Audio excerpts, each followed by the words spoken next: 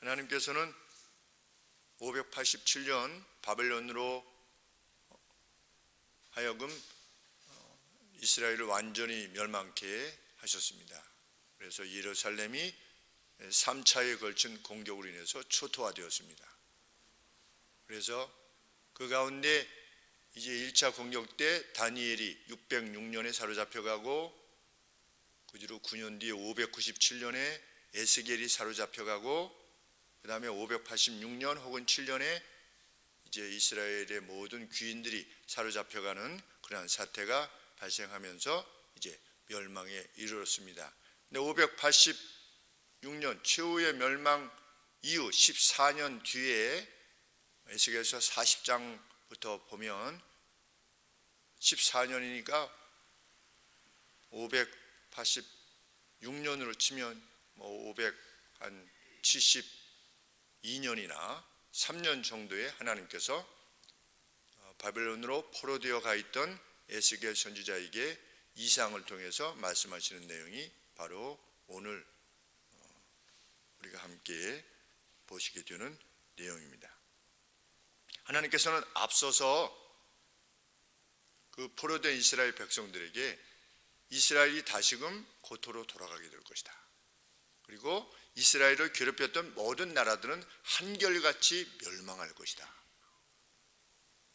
그리고 그 예루살렘에 다시금 하나님께서 거하게 되실 것이다 라고 하는 사실을 비전을 통해서 환상 또는 이상을 통해서 에스겔 선지자를 통해서 이스라엘 백성들에게 알리시도록 했습니다. 그래서 이스라엘 백성들이 포로됨 가운데서도 희망을 잃지 아니하고 보낼 때 뭐라고 말씀하셨습니까? 그곳에서 자녀들을 많이 낳아라. 왜? 너희들은 돌아올 거니까. 그렇게 말씀하실 정도로 이스라엘에게 소망을 주시기를 원했습니다. 이제 거짓 마지막 내용입니다. 이제 이 47장, 48장이면 이제 에스겔서가 끝나게 되는데 세상 끝에 어떻게 될 것인가에 대해서 이후로 이스라엘의 역사가 어떻게 될 것인가에 대해서 소위 생수의 비전, 생수, 리빙 워터, 살아있는 물, 생수의 비전, 그러니까 비전 오브 리빙 워터입니다. 생수의 비전, 환상이라고 하는 이 환상을 통해서 하나님께서 이후에 이 이스라엘을 통해서 예루살렘을 통해서 나오는 복음으로 말미암아 세상을 어떻게 하실 것인가를 밝히고 계시는 것입니다. 그러니까 구약의 요한계시록이라 이렇게 말할 수 있을 것입니다. 이 환상의 내용은 요엘 선지자나 스가랴 선지자가 행했던 예언의 내용과 다를 바가 없습니다. 동일한 것입니다. 우리 요엘 선지자는 요엘서 3장 18절에서 이렇게 예언했습니다. 모든 유다의 강들이 물과 함께 흐를 것이요 샘이 여호와의 집으로부터 솟아 시딤 계곡을 적실 것이다. 여호와의 샘이 여호와의 집으로부터 솟아, 성전이지요. 성전으로부터 샘이 솟아 시딤 계곡을 적실 것이다. 이렇게 예언을 했고 스가랴 선지자 역시 생수가 예루살렘으로부터 나올 것이다. 그것들 반이 전방의 바다로 향할 것이요 반은 후방으로 흐를 것이다. 이렇게 예언한 바 있습니다. 그러니까 이후에 이스라엘을 통해서 행하실 바에 대해서 요엘 선지자도 예언을 했고 스가랴 선지자도 예언을 했고 에스겔 선지자도 예언을 한 겁니다. 어떤 한 역사에 대해서 계속 선지자들을 통해서 각 시대의 선지자들을 통해서 하나님이 계속 말씀하게 하신 것입니다. 일단 결론적으로 말씀드리면 이 생수는 뭐냐? 오순절 성령 강림 이후에 복음의 생수가 그냥 전 세계로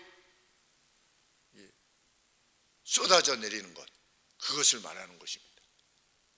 그것을 비전 가운데 하나님께서 에스겔 선지자에게 벌써 보여주시는 것입니다. 약 600년 전에 오순절 성령 강림이 있기 600년 전에 벌써 하나님께서 에스겔 선지자에게 밝혀주시는 것입니다. 이것은 무엇을 말하는 거냐? 하나님은 역사에 대한 계획을 갖고 계시다는 겁니다. 역사는 목적을 갖고 있다. 이것이야말로 우리에게 소망을 주는 이유가 아닐 수 없습니다. 근본적인 소망의 이유가 무엇이냐? 역사는 목적을 가지고 있다. 그래서 성경은, 구약 성경은 계속해서 역사가 지닌 목적에 대해서 예언자들을 통해서 밝혀주신 것입니다. 귀 있는 자는 들을지어다 하시면서 성경에서 이 생수에 대한 최종적인 언급은 요한 사도에 의해서 이루어집니다. 요한계시록 22장 1절 2절에 이렇게 언급하고 있습니다. 수정과 같이 많은 생명수의 강을 내게 보이시니, 맑은 생명수의 강을 내게 보이시니 하나님과 및 어린 양의 보호자로부터 나서, 하나님의 보호자로부터 막 물이 솟아나는 겁니다. 이 보호자로부터 나서 길 가운데로 흐르더라. 강 좌우에 생명나무가 있어 12가지 실과를 맺히되 달마다 그 실과를 맺히고 그 나무 잎사귀들은 만국을 고치기 위하여 또는 소성하기 위하여 리프레시하기 위하여 있더라. 그렇게 요한은 자신이 비전 가운데 본 바를 기록합니다. 다 동일한 내용입니다. 어디로부터 나오는 생수? 여호와의 보호자로부터 나오는 생수. 여호와의 보호자는, 지상의 보호자는 무엇이었습니까? 예루살렘 성전이었습니다. 성전 안에 어디입니까? 지성소입니다. 지성소 중에 어디입니까? 속죄소입니다. 여호와께서 거하시겠다고 하는 이 속죄소, 언약궤가 있고 그 위에 구름의 날개가 덮고 있던 그 Seat of Mercy, 자비의 보좌, 천상에 있는 하나님의 보좌를 지상의 모형으로 만들어 놓은 것이 이 속죄소인데, 이 속죄소로부터 흘러나오는, 솟아나오는 그 물이 어떻게 될 것이다? 세상을 적실 것이다. 이것이 예수님 오시기 전 600년 전에 벌써 예언이 되어진 것입니다. 그리고 그것이 실현된 것입니다. 우리 역사 뒤쪽에서 이것이 실현된 것을 봅니다. 그러니 실현되었으니 또 실현케 하실 것이다 라고 하는 것을 믿기에 죽음도 두려워하지 않고 그 어떤 아픔도, 세상이 말하는 그 어떤 것도 죽으면 죽으리라고 하는 각오를 가지고 하나님이 우리에게 무엇을 주시던, 왜? 과거의 믿음의 선진들에게 그 무엇도 주셨기에, 아브라함에게 그 무엇도 주셨고 이삭, 야곱에게도 그 무엇을 주셨고 20년간 삼촌한테 가기도 하셨고 우물을 파면 다그만 다른 사람이 뺏으려고 했었고 자기 아내를 빼앗길 수 있는 그러한 위험에 직면하기도 했고 불 속에 던져질 수도 있었고 목이 잘려서 죽을 수도 있었고 이 모든 것들을 하나님이 허락하셨지. 때로는 믿는 사람을 먼저 불러가시기도 하고 때로는 그 누구의 장애를 허락하시기도 하고 무비보셋 같은 경우는 두 발을 절지 않았습니까? 못 걸지 않았습니까? 하나님이 허락하셨지요. 이 모든 것들을 그저 항상의 기쁨과 감사로 받으면서, 왜?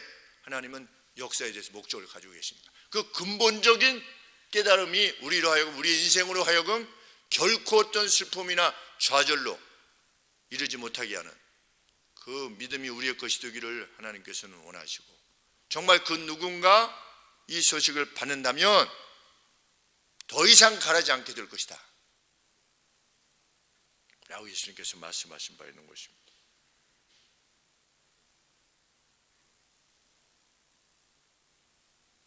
앞서 하나님께서 거하실 그 성전에 대해서 몇 굽이시오 몇 굽이시오 쭉 이렇게 환상을 하나님께서 보여주시지 않았습니까? 이후에 에스겔 선지자는 그 지극히 높은 산 위에서 발원하는 그 물, 생수의 물, 시내의 모습을 보게 됩니다. 환상 가운데 보게 됩니다. 그래서 에스겔은 그 물이 어디서부터 발원하였는가를 자세히 이렇게 지켜봅니다. 자세히 지켜봤더니 어디서부터 나오느냐?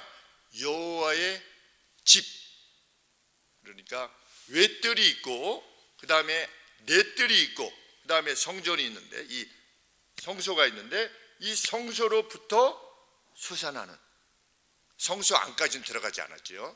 에스겔이 보았을 때는 그 성소로부터, 하나님의 집으로부터 물이 솟아나는 겁니다. 스프링 업 하는 거죠. 이게 스프링 업, 솟아나는 것을 보게 됩니다. 그래서 그 물이 성전의 문지방으로부터, 아래쪽으로부터 흘러나와서 그 넷들의 중앙에 그 제단이 있지 않습니까? 안뜰 안에 제단이 있는데 제단이 있으니까 제단을 통과할 수는 없잖아요. 그러니까 제단 우측으로 물이 이게 성소면 이 앞에 이게 넷들이면 이렇게 여호와의 집인 거죠. 집에서 물이 흘러나와서 여기 성소가 있고 지성소가 있는데 이 안에서 물이 흘러나와서 여기 제단 있지 않습니까? 중앙에 이 제단 우측으로 이렇게 갈 수는 없으니까 물이 우측으로 흘러서 동문, 여호와께서 들어오셔가지고 그 문을 열지 말라. 왜? 이 문은 여호와께서 들어오신 문이기 때문에 열지 말라라고 했던 그 문 우측으로 흘러내리는 겁니다. 물이. 그러한 장면을 지금 에스겔 선지자가 보게 되는 겁니다. 그런데 우측으로 흘러내리는 거 어떻게 봤냐면 이제 물이 흘러서 제단 앞으로 해가지고 바깥쪽으로 나왔죠. 나왔는데 이쪽이 이제 동문이 있는 것이지요. 위에서 이렇게 조감대로 보면 동문이 있는데 이 동문은 닫혀서 에스겔이 못 통과하죠. 밖에서 보려면 어디로 가나 그 물이. 가지고 북문으로 가가지고 북문을 통과해서 이 천사가 여기서 한 사람이 the man 이렇게 표현을 했는데 천사가 이 에스겔을 데리고 북문으로 나가가지고 이게 돌아서 동쪽 문 쪽을 본 겁니다. 그랬더니 동쪽 문 우측에 물이 막 이렇게 그냥 쏟아져 내리는 그 모습을 보게 되는 것입니다. 그것이 2절 말씀입니다. 그가 또 나를 데리고 북문으로 나가서 바깥길로 말미암아 꺾어 동양한 바깥 동문에 이르기로 본즉 물이 그 우편에서 솟아나오더라.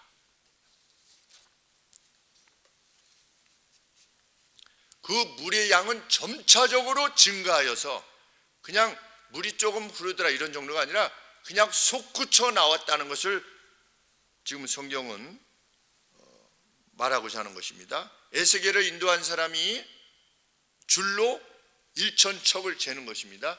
1,000척인데 큐빗으로 말하면 여기서부터 여기까지가 이제 한 45cm 잡는답니다. 1,000척이니까 한 450m 정도 되겠죠.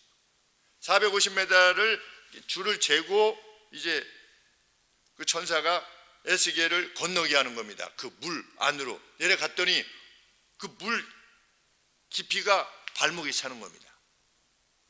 그 다음에 다시 1,000척을 더 나가 보니까 그 다음에는 무릎에 차고 다시 1,000척을 400m 더 갔더니 허리에 차고 그 다음에 다시 나갔더니 수영할 수 있으리만큼 물이 그냥 창일해진 겁니다.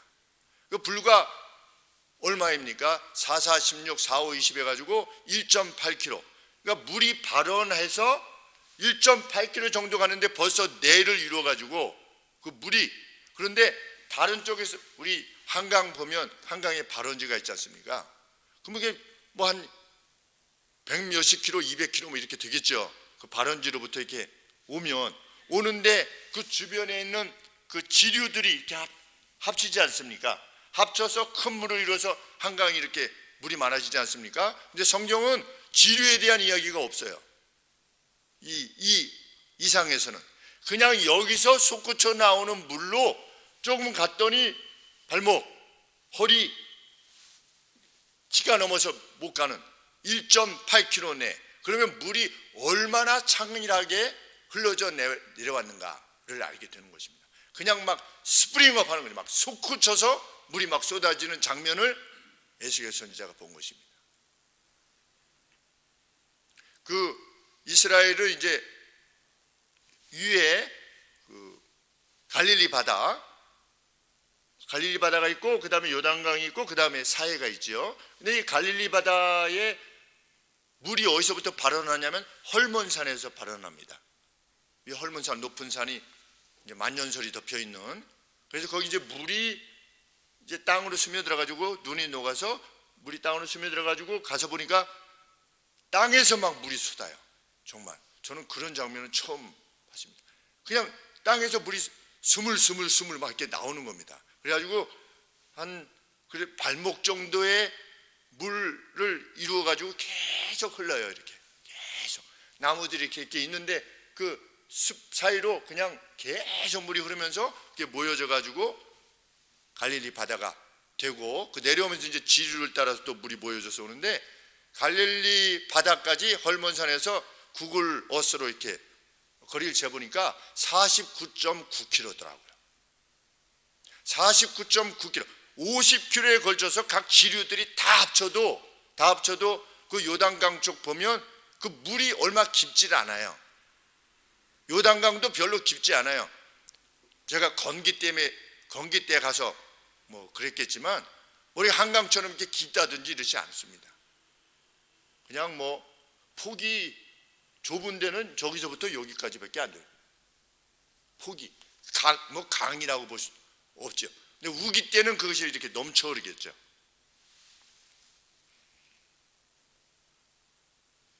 이 장면이 말해주는 것은 무엇이냐? 여호와의 보좌로부터 나오는 그 은혜의 물결, 그 생수의 물결이 폭발적인 것이 될 것이다. 이후에 어떻게 됐습니까? 예루살렘에서 성령 강림 이후 예루살렘과 유다와 사마리아의 복음이 확장되어 갔습니다.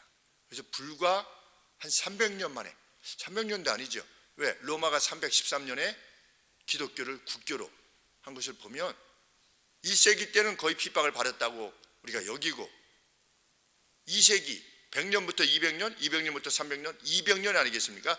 200년 만에 전 유럽이 복음화된 겁니다.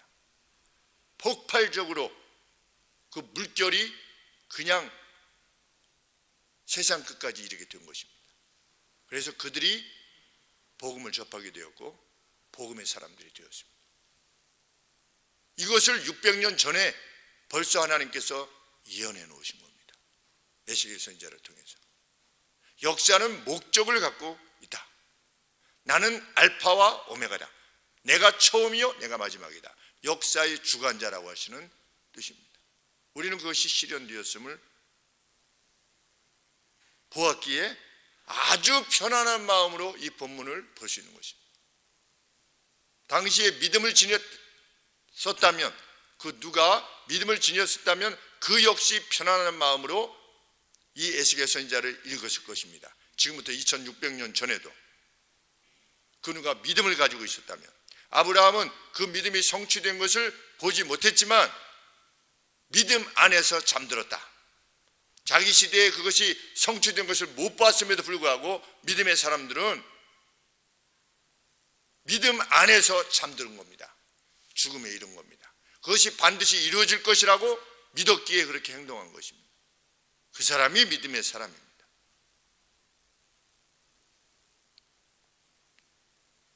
이후에 에스겔은 천사에 이끌려서 강둑으로 올라갑니다. 강둑으로 올라갔더니 강둑 좌우편에 뭐가 있었다?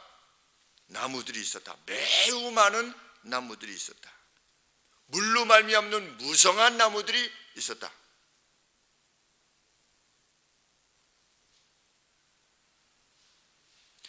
요한계시록에 보면 그 강가에 있는 무수한 나무들에 대해서 언급이 있죠. 그 나무 열매는 음식을 위한 것이요, 나무의 잎사귀들은 치료를 위한 것이 될 것이다 라고 했던 그 무성한 나무들이, 왜? 그 물 때문에, 보좌로부터 나오는 그 물 때문에.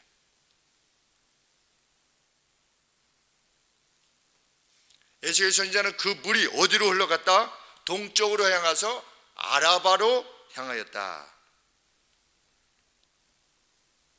그리고 그 물들이 바다로 가서 바다의 물을 고칠 것이라고 하는 말을 이 천사로부터 듣게 됩니다.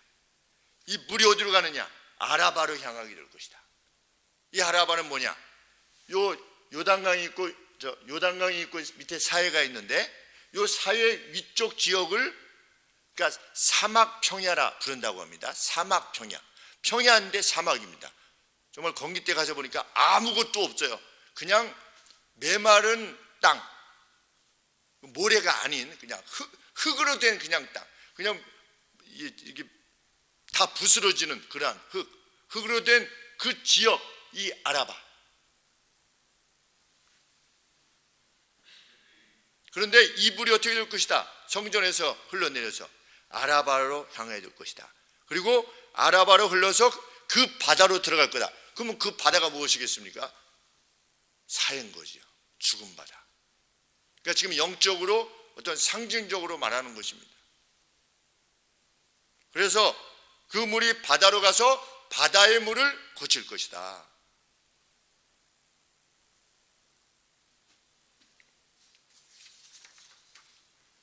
그래서 그 강이 가는 모든 곳마다 떼지어 다니는 모든 생물이 사는 일이 일어날 것이며 거기 매우 많은 고기들이 있을 것이다.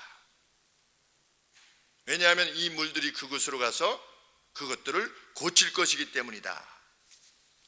9절 말씀.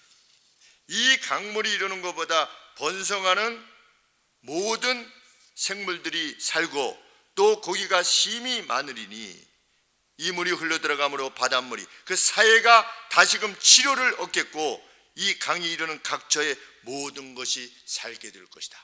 복음이 미치는 곳마다 다시금 소성케 되는 역사가, 그 죄가 씻어지는 역사가, 사망이 끝나는 역사가 일어날 것이다 라고 하는 것을 상징적으로 표현해 주는 내용입니다. 성령이 미치는 곳마다 살아나는 역사가 있을 것이다.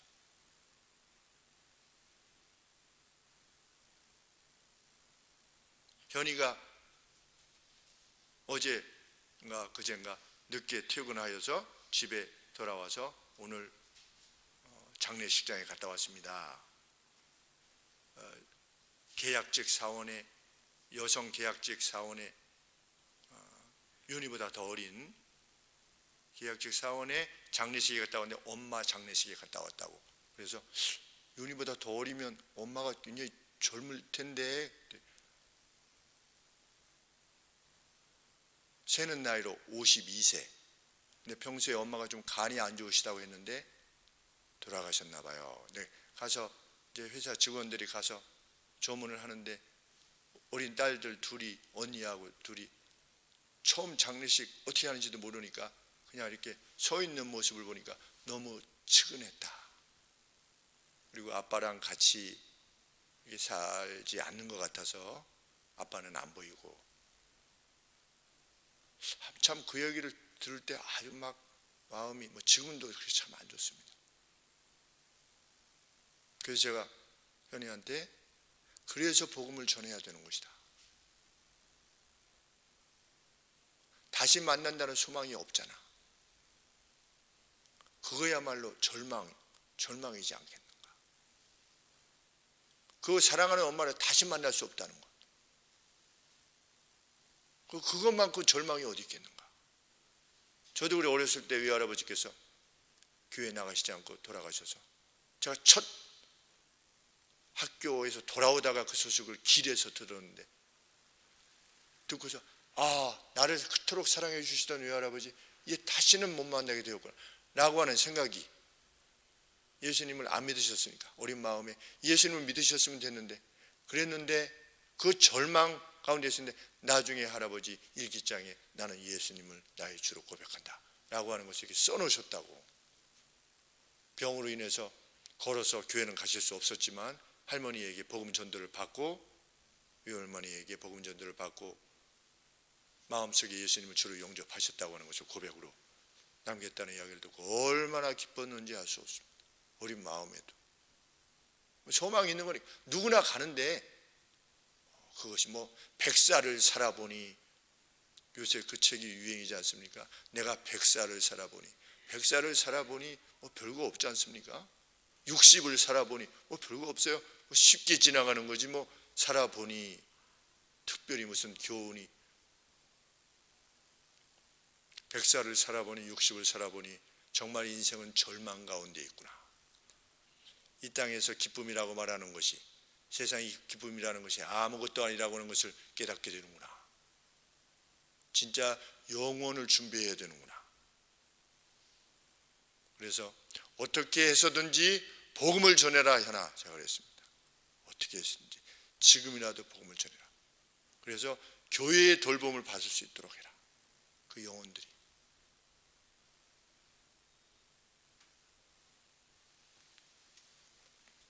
우리가 소성케 하는 소식을 전해야만 되는 근본적인 책무이지요.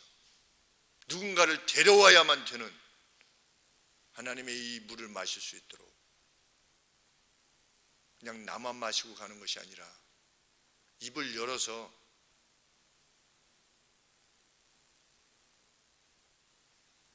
그들도 영생에 이르도록. 천사는 에스겔에 이렇게 말합니다. 그 물 옆에 어부가 서서 엔게디서부터 에네글라임까지. 엔게디는 이 요단강이 있으면 여기 동편이고 서편이면 서편 쪽입니다. 근데 에네글라임이 어디인지는 명확하지 않은데 아마 우측의 그 어떤 지역을 말하는 것일 것이다 이렇게 말하고 있는데, 그러니까 그 물 양가에 어부가 서서 그물을 펼치게 될 것이다. 10절 말씀에 양쪽으로 그물을 펼쳐가지고 어부가 설 것이니 엔게디에서부터 에네글라임까지 그물 치는 것이 될 것이라. 그 고기가 각기 종류를 따라 큰 바다의 고기같이. 큰 바다는 지중해를 말하는 겁니다. 지중해의 고기같이, 지중해의 고기를 잡는 것만큼이나 어디에서, 이 사해에서, 죽은 바다에서 다시 사는 그 일로 말미암아 죽은 바다로부터 지중해에서의 물고기들만큼이나 많은 물고기를 잡게 될 것이다. 뭐가? 복음의 네트가, 복음의 그물이 건져내는 것이죠. 예수님께서 천국은 마치 무엇과 같으다. 어부가 이렇게 바다에, 강에 이렇게 그물을 던져가지고 고기를 잡는 것 같다, 이런 표현을 썼는데 건져내시는 거지. 자기 백성들을 마치 노아의 방주 때 건져내신 것처럼, 방주를 통해서 건져내시는 것처럼 그물을 통해서 힘이 많은 고기들을 건져낼 것이다. 각기 종류를 따라. 이스라엘뿐만 아니라 각기 종류가 무엇이겠습니까? 이스라엘 사람들이 생각했던 부정한 고기, 정한 고기 따지지 않고 그냥 다 건져내는 겁니다. 이스라엘 사람이나 이방 사람이나 헬라인이나 야마이나 할 거 없이, 아시아 사람이거나 뭐 아프리카 사람이나 관계없이 그 종류들, 모든 인류 각 종족에게 이 복음이 미쳐서 그 그물로 그들을 건져내게 될 것인데, 지중해의 고기만큼이나 많은 수가 그 그물에 건져냄을 당하게 될 것이다. 참, 구약에 이런 예언의 말씀이 있었다는 것이 얼마나 놀랍고 참 감동적인지 알 수 없습니다. 그런데 놀랍게도 천사는 그것의 습지들과 늪들, 이라는 것들은 고침을 받지 못할 것이다. 11절에 그 진펄과 개펄은 고침을 받지 못하고 리프레시 되지 못하고 회복되지 못하고 소금 땅이 되고 말 것이다. 복음이 전해졌을 때 그것을 받아들이지 않는 자가 있을 거라는 겁니다. 물이 넘쳐 흐른 다음에, 그러면 이제 그 우기가 되면 막 물이 막 넘쳐 흐르다가도 그것이 말리게 되면 어떻게 됩니까? 점차적으로 이제 그 본 줄기에만 물이 이르게 되고 그 웅덩이 같은 것이 이렇게 있게 되지요. 그런데 그것에는 소금 결정만 남는다고 합니다. 다 이렇게 증발해 버려 가지고, 그것처럼 복음이 전해졌는데도 불구하고 마치 예수님께서 비유로 말씀하신 것처럼 길가와 같이 반응하는 사람, 그리고 가시덤불처럼 반응하는 사람, 그리고 돌짝밭 같은 마음으로 반응하는 사람, 이런 사람들이 있을 것인데, 이 사람들은 소금 땅이 되고 말 것이다. 이미 예수님께서 하신 말씀을 600년 전에 벌써 언급한 겁니다. 누가? 하나님께서. 그것이 역사에서 앞으로 이루어질 일로 예언되어진 겁니다. 그럼에도 불구하고 어떻게 될 것이다?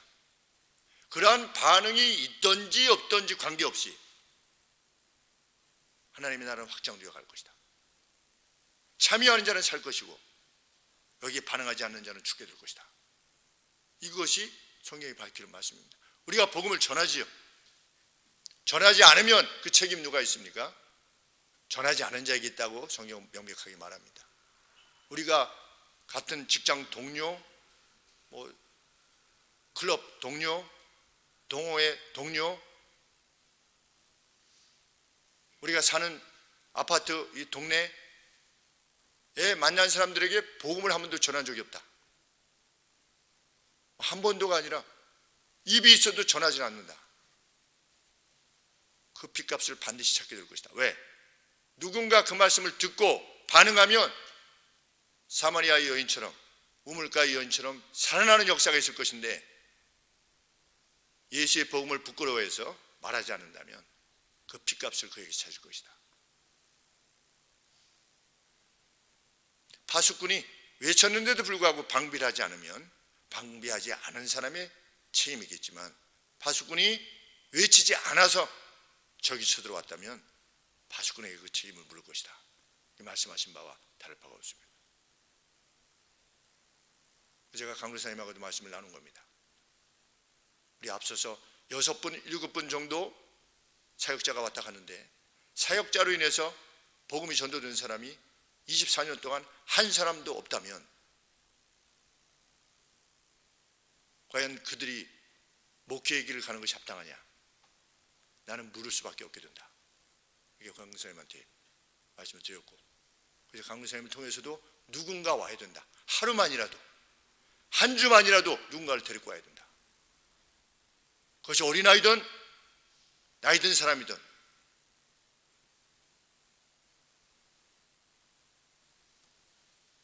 사역자들조차도 복음 전하기를 부끄러워하게 된다면 하나님께서는 다른 이들을 통해서 영혼들을 구원케 하실 겁니다. 근데 누가 데리고 왔는가? 이제껏.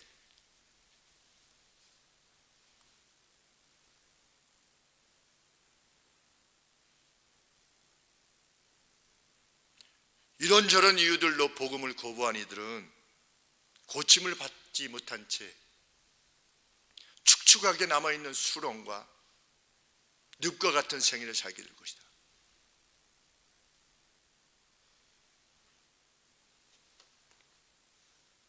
과연 천사는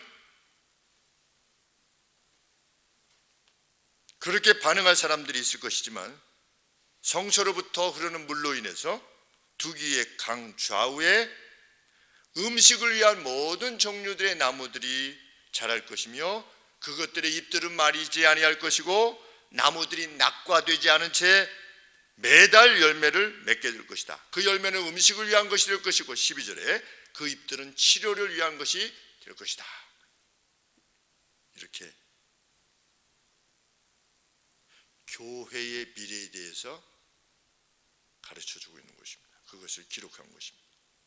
바로 그 물이, 이 생수가 예수님께서 밝히신 생수인 것입니다. 요한복음 7장 37절에 누구든지 목마르거든 내게로 와서 마시라. 나를 믿는 자는 성경의 이름과 같이 그 배에서 생수의 강이 흘러나리라 하시니, 이는 그를 믿는 자의 받을 성령을 가리켜 하신 말씀입니다.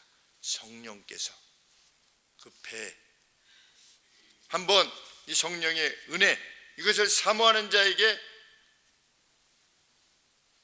부으시는 성령의 은혜를 받게 되면 그 배에서 생수의 강이 가라지 아니하고 넘쳐나게 될 것이다. 그래서 요한복음 4장 1절에도 사마리아 여인에게 이렇게 말씀하셨지요. 내가 주는 물을 마시는 그 누구라도 다시는 목마르지 아니하리니 내가 그에게 주는 물은 그 안에서 영원한 생명으로 이르기까지 솟아오르는 샘물이 될 것이다.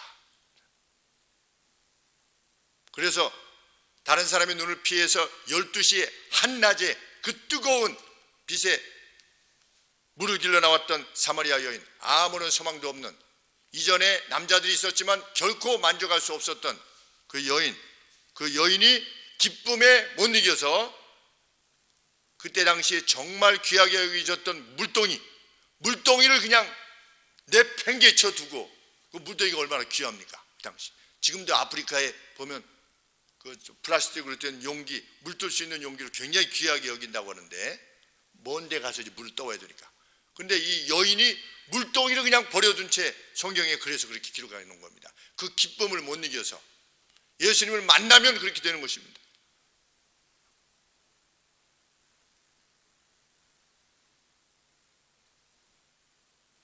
그렇게 하면서까지 기쁨으로 마을로 내려가서 그 소식을 전했다. 물동이를, 가장 소중한 것을 버려두고 복음을 전할 만큼 마을에 내려가서 자신이 그동안에 이렇게 창피해서 좀 이렇게 했던 그 개의치 않고 자기가 만났던 이 복음의 기쁨을 전했다. 생수가 어떤 것인가를 알게 되었기 때문에. 그렇게 이 예언의 말씀대로 이 생명수는 오순절 성령 강림 이후로 예루살렘 성으로부터 격하게 흘러내렸던 겁니다. 4,000명씩 막 복음으로 돌아오는, 세례를 받고 회개해서 돌아오는 역사가 있었다. 그리고 온 세상에 넘쳐 흘러서 모든 인종들을, 각양 종류의 물고기들을 그 물로 끌어내고 있는, 살려내고 있는 중입니다. 지금 그 물이 닿는 곳보다 닿는 곳마다 영생이 이르게 되는 역사가 지금도 있는 것입니다. 하늘 소망교회라고 하는 우리는 그 역사의 결정체입니다. 그렇게 역사를 준비하셔서 우리로 하여금 이 영생에 속하게 하신 하나님께 할렐루야 찬양을 돌리게 되는 것이며, 바로 이 고백이야말로 창세전에 우리를 예정하사 이러한 감격의 고백을 할 수밖에 없는 것입니다. 창세전에 예정하사.